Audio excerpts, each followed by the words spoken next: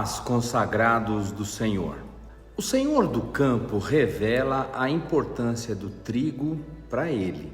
Ele prefere ter que lidar com a mentira do joio, com a falsidade do joio, com o engano e a inflexibilidade do joio, para não correr o risco de perder o importante trigo. Por isso ele diz: não coloquem a mão aí, vocês vão prejudicar e desplantar o trigo.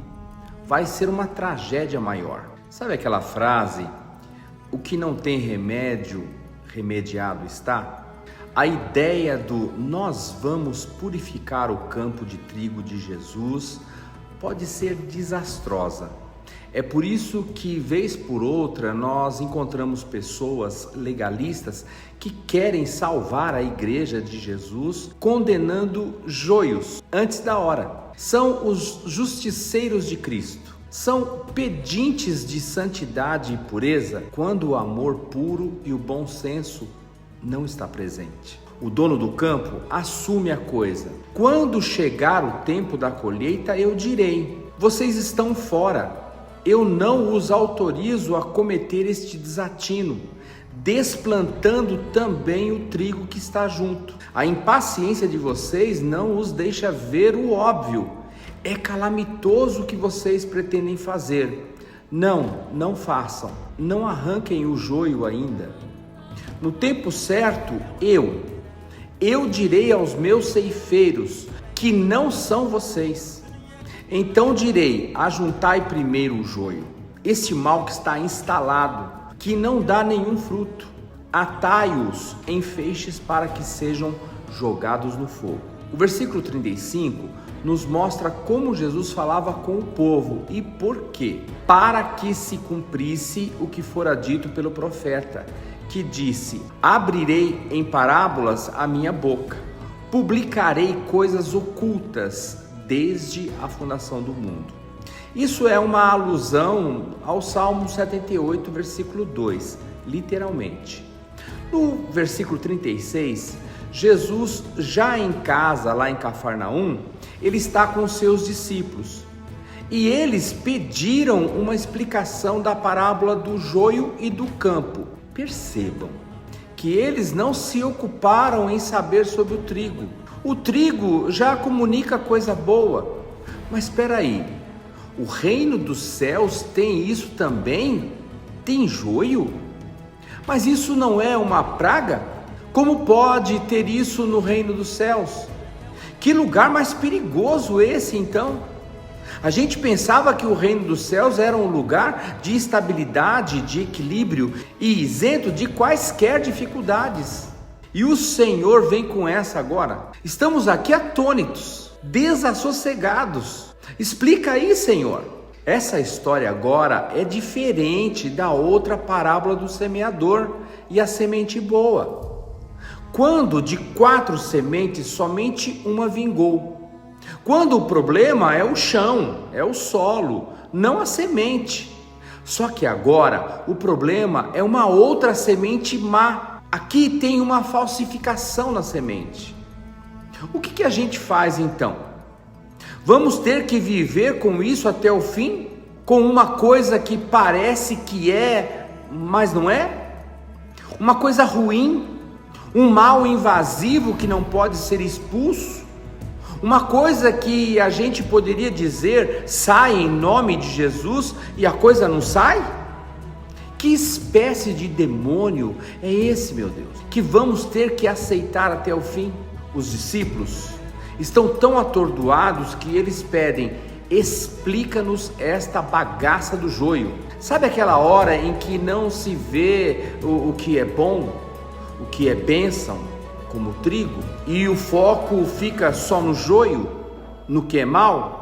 É quando o que chama mais atenção é a calamidade, é a notícia ruim, é a desgraça, é a maldade. Olha, queridos, a desgraça que revela o bem e o mal depois da queda lá no Éden é o que eles estão perto o tempo todo. O bem e o mal. O bem e o mal nunca se isolam. Não existe um lugar que seja só bem e outro que seja só do mal.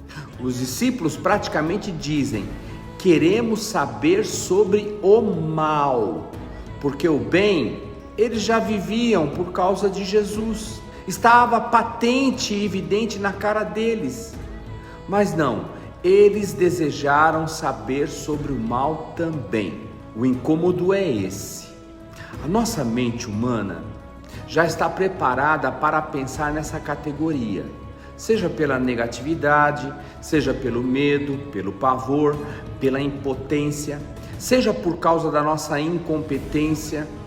O mal impressiona mesmo e chama a atenção. Os discípulos então pedem: explica-nos. E Jesus então lhes respondeu: primeiro, o que semeia a boa semente é o Filho do Homem, sou eu.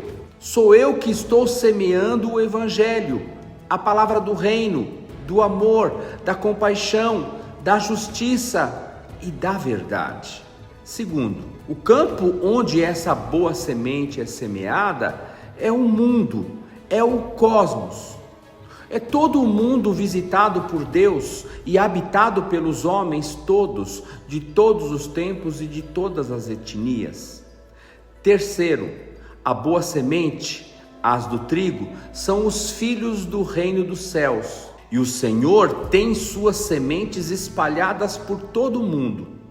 Filhos de corações sadios e convertidos ao amor do seu Senhor. São aqueles que nasceram de novo nessa vida. Os filhos, pão da vida, luz no mundo e sal na terra. São a vida de Deus expressa na terra toda. Olha, manos, sou eu, é você, são os nossos irmãos. 4. O joio são os filhos do maligno. O jeitinho deles é sutilmente maligno, porque eles podem até parecer alguma coisa sem ser. E olha, queridos, não tem lugar mais propício para esses filhos do maligno se disfarçarem de coisa boa quanto na religião. Nos dias de Jesus, naquela religião lá, eram todos joio, não havia nenhum trigo lá. O que mais ensaiou para ser trigo, pereceu na sua tentativa, que foi o Nicodemos. Vejam que o maior problema dos campos de semeadura não tem a ver com pragas visivelmente óbvias, mas tem a ver com a falsificação da aparência.